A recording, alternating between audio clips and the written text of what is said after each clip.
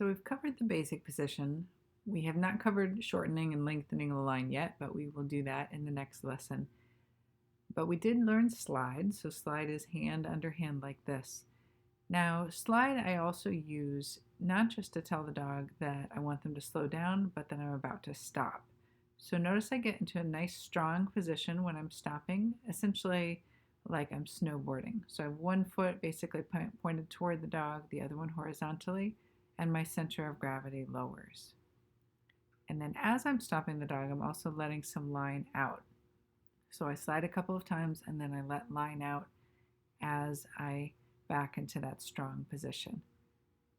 Now this is going to be easier with a long line, but you can also do it with a short line. It's just not as simple.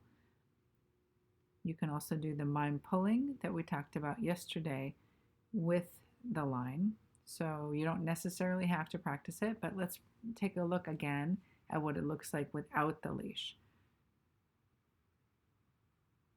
So just moving away, pretending like you're pulling, and giving the dog a treat, or however many dogs happen to show up. So these leash skills are really important. They make it so that you don't have to be so heavy-handed on your dogs.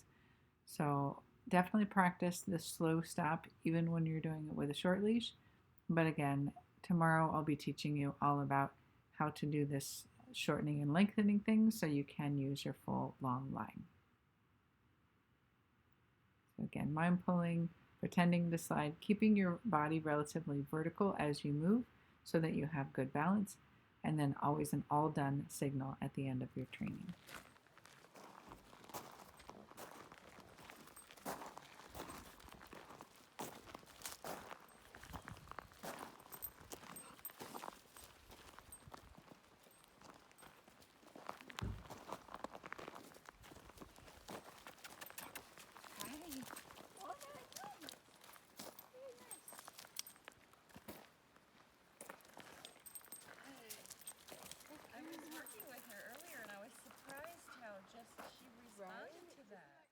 To recap, when you're doing a stop, you want soft knees.